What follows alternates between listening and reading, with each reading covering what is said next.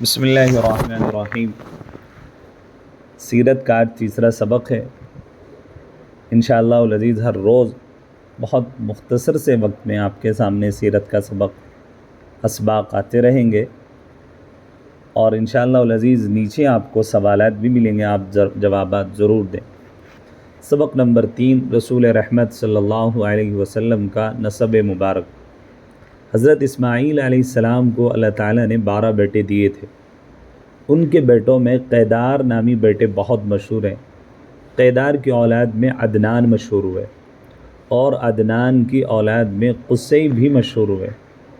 قصی کے بیٹے عبد مناف، اور عبد مناف کے بیٹے ہاشم، اور ہاشم کے بیٹے عبد المطلب ہیں، اور عبد المطلب کے بیٹے عبداللہ ہیں، اور عبداللہ کے بیٹے وہی ہیں جن کو دنیا محمد عربی صلی اللہ علیہ وسلم سے یاد کرتی ہے۔ نسب مبارک یوں ہے: محمد بن عبداللہ بن عبد المطلب بن ہاشم بن عبد مناف بن قصی۔ رسول رحمت صلی اللہ علیہ وسلم قبیلہ قریش کے مشہور و معزز خاندان بنی ہاشم کے چشم و چراغ ہیں۔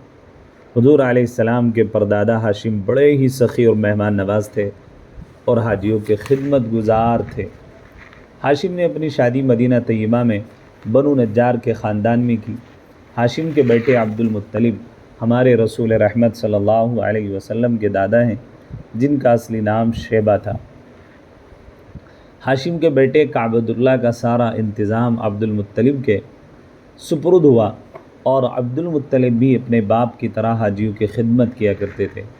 یہی وہ عبد المطلب ہیں جنہوں نے زمزم کے اس کنویں کو، جو لوگوں کی لاپرواہی سے بند ہو گیا تھا، صاف کروا کر لوگوں کے لیے عام کر دیا۔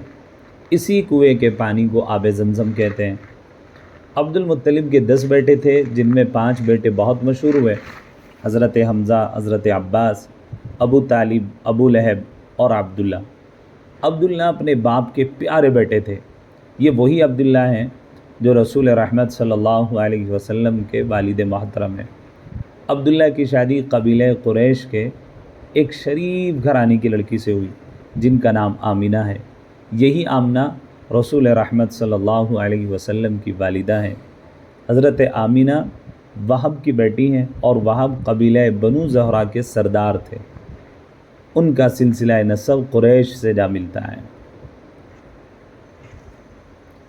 یہ چند اسباق روزانہ آپ کو سنا دیے جائیں گے، آپ ان کو ضرور یاد کریں، سمجھیں، اپنے بچوں کو سنائیں، اور چند سوالات روزانہ نوٹ کرائے جائیں گے، آپ ان کے بھی جوابات ضرور دیں۔